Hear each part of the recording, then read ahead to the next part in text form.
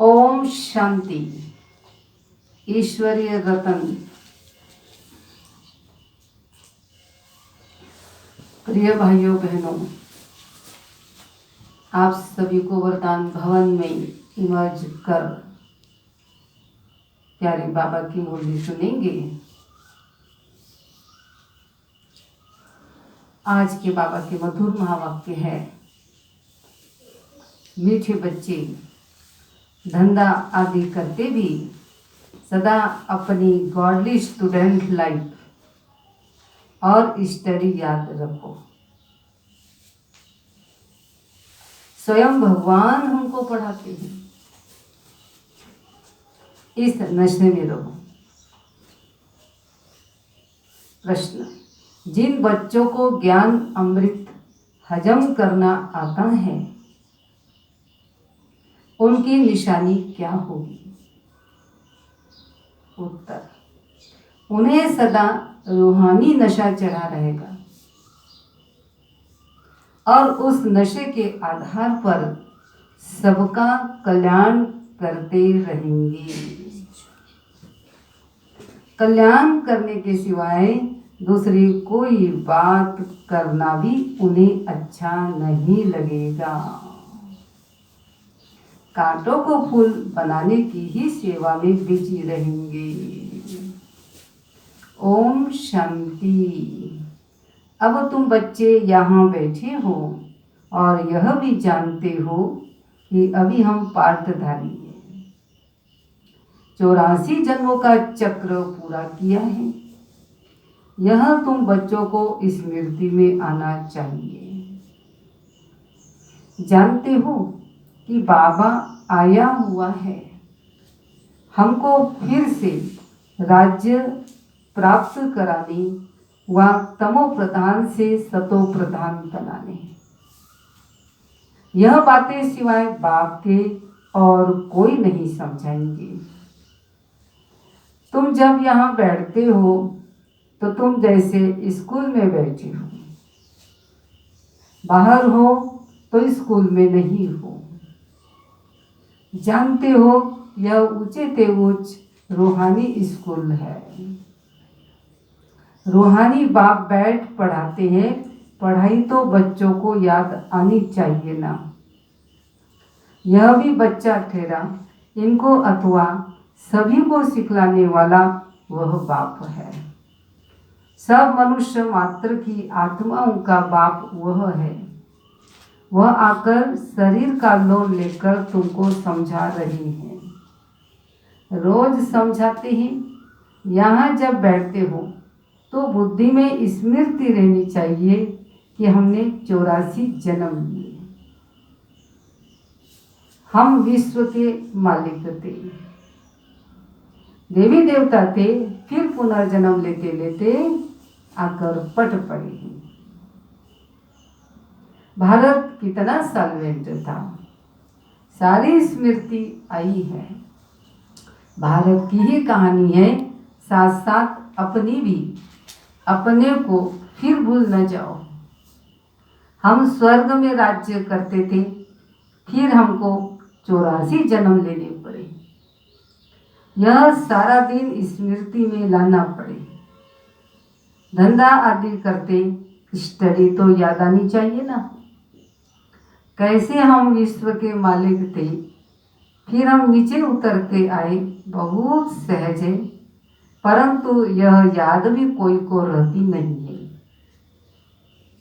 आत्मा पवित्र न होने कारण याद खिसक जाती है। याद क्यों खिसक जाती है? आत्मा पवित्र न होने कारण हमको भगवान पढ़ाते हैं, यह याद खिसक जाती है। हम बाबा के स्टूडेंट हैं, बाबा कहते रहते हैं याद की यात्रा पर रहो। बाप हमको पढ़ाकर यह बना रहे हैं, सारा दिन यह स्मृति आती रहे। कौन सी स्मृति आती रहे? कि बाबा हमको पढ़ाते हैं, बाबा ही स्मृति दिलाते हैं। यह भारत था ना।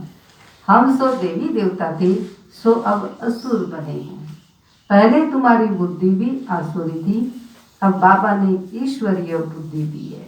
कौन सी बुद्धि दी है? बाबा ने ईश्वरीय बुद्धि दी है, परंतु फिर भी कोई कोई की बुद्धि में बैठता नहीं है, भूल जाते हैं।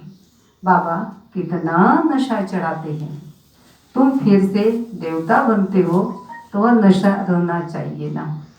हम अपना राज्य ले रहे हैं, हम अपना राज्य करेंगे। कोई को तो बिल्कुल नशा चढ़ता नहीं है। ज्ञान अमृत हजम ही नहीं होता है।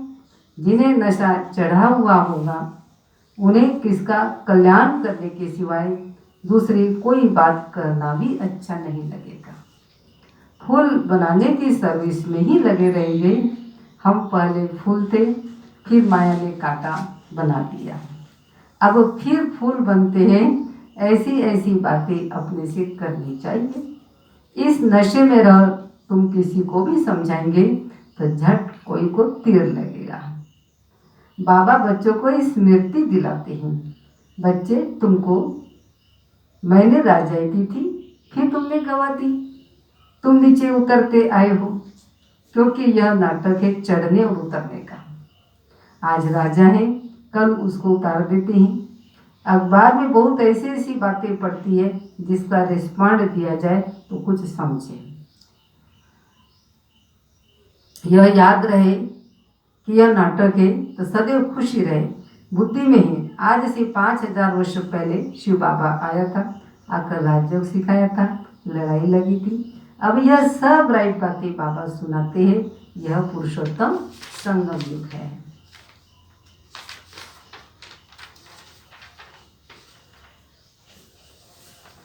बाबा कहते हैं, मुझे याद करो तो तुम्हारे पाप कट जाएंगे, तुम सच्चा सोना बन जाएंगे। मैं सभी का पति पावन बाप हूँ। तो बाप की समझानी और आत्माओं की, बच्चों की समझानी में कितना फर्क है। बाबा से बेमुख करने वाला मुख्य अवगुण है एक दूसरे का परचिंतन करना, इविल बातें सुनना और सुनाना। बाप का डायरेक्शन है, तुम्हें इविल बातें सुननी नहीं है। इनकी बात उनको, उनकी बात इनको सुनाना, यह धूतीपना तुम बच्चों में नहीं होना चाहिए। इस समय दुनिया में सभी विपरीत बुद्धि है। सिवाय राम के दूसरी कोई बात सुनाना उसको धूतीपना कहा जाता है। अब बाप कहते हैं, यह धूतीपना छोड़ो। तुम सभी आत्माओं को बताओ कि हे सीताएं, तुम एक राम से योग लगाओ, तुम हो मैसेंजर। यह मैसेज दो कि बाप ने कहा है मुझे याद करो, बस इस बात के सिवाय बाकी सब धूतीपना। तुम यहाँ बैठे हो तो बुद्धि में है, हम बेहद बाप से अपना राज्य ले रहे हैं। बाबा कहते हैं, मेरे साथ प्रीत रखो, फिर भूल जाते हैं। बाप उन्हें ना देते तो मुझ बाप को कहाँ तक भूलते रहेंगे, फिर गोल्डन एज में कैसे जाएंगे। अपने से पूछो, हम कितना समय बाबा को याद करते हैं। हम जैसे याद की अग्नि में पड़े हैं, जिससे विकर्म विनाश होते हैं। एक बाप से प्रीत बुद्धि होना सबसे फर्स्ट क्लास माशूक है, जो तुमको भी फर्स्ट क्लास बनाते हैं। कहाँ थर्ड क्लास में बकरियों मिसल ट्रेवल करना, कहाँ एयर कंडीशन में, कितना फर्क है। यह सब विचार सागर मंथन करना है तो तुमको मजा आएगा। यह बाबा भी कहते हैं, मैं भी बाबा को याद करने के लिए बहुत माथा मारता हूँ, सारा दिन ख्यालात चलती रहती है। तुम बच्चों को भी यही मेहनत करनी है। अच्छा मीठे मीठे सीखे लगे बच्चों प्रति माता पिता बाप दादा का याद प्यार और गुड मॉर्निंग। रूहानी बाप की रूहानी बच्चों को नमस्ते। हम रूहानी बच्चों की रूहानी बाप दादा को याद प्यार गुड मॉर्निंग नमस्ते। सारे किसी को भी एक राम बाप की बातों के सिवाय दूसरी कोई भी बातें नहीं सुनानी है। एक की बात दूसरे को सुनाना, परचिंतन करना, यह धूतीपना है, इसे छोड़ देना है। दूसरी पॉइंट, एक बाबा के साथ प्रीत रखनी है। पुरानी देह का भान छोड़ एक बाबा की ही याद से स्वयं को पावन बनाना है। वरदान, अलौकिक नशे की अनुभूति द्वारा निश्चय का प्रमाण देने वाले सदा विजयी भव। स्पष्टीकरण है, अलौकिक रूहानी नशा निश्चय का दर्पण है। निश्चय का प्रमाण है नशा और नशे का प्रमाण है खुशी। जो सदा खुशी और नशे में रहते हैं उनके सामने माया की कोई भी चाल चल नहीं सकती। बेफिक्र बादशाह की बादशाही के अंदर माया आ नहीं सकती। अलौकिक नशा सहज ही पुराने पुराने संस्कार को भुला देता है।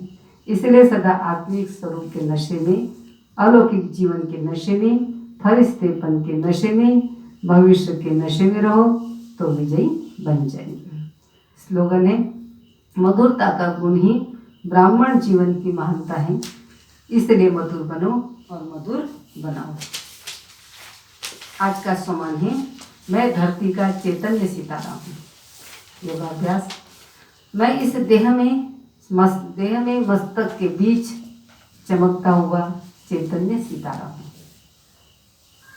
पूरे विश्व में ज्ञान का प्रकाश फैलाने के निमित्त हूँ। मुझे होली सितारे से पवित्रता की किरणें निकलकर सारे संसार को रोशन कर रही है, जिसे ग्रहण कर सर्व आत्माएं स्नेह और आध्यात्मिक शक्तियों से संपन्न बनती जा रही है। सर्व की शुभ आशाएं पूर्ण हो रही है। चिंतन, सारा दिन अपने आत्मिक स्वरूप में स्थित रहता हूँ। संपर्क में आने वाली सभी आत्माओं को चैतन्यता की अनुभूति होती है। प्रत्येक कर्म में लाइट रहता हूँ। इतना सुंदर आज प्यारे बाबा का हमने मुरली भी सुनी। मुरली में बाबा ने कहा कि सदा हमें शिव बाबा के साथ प्रीत रखना है। धंधा आदि करते हुए भी गॉडली स्टूडेंट का हमें नशा रखना है। चलते फिरते उठते बैठते पढ़ाई से हमें बहुत प्यार रखना है। बाबा के साथ बहुत प्रीत रखनी है। जितना बाबा के साथ प्रीत रहेगा उतना हम परचिंतन से, प्रदर्शन से, सब बातों से हम मुक्त हो जाएंगे। क्योंकि संगम युग का एक सेकंड कितना कीमती है, बाबा के तो 1 वर्ष के बराबर है। तो हमें अपना समय को, संकल्पों को बाबा की याद में और पढ़ाई में बहुत अच्छी तरह से सफल भी करना है और सदा खुश रहना है, स्वस्थ रहना है, बहुत ही प्रसन्नचित्त हमको रहना है। बिल्कुल बेफिक्र बादशाह, सब कार्य करते हुए भी जैसे हम कुछ नहीं कर रहे। कराने वाला कौन है? हमारा बाबा, कर्म करावनारे। हम तो केवल निमित्त हैं।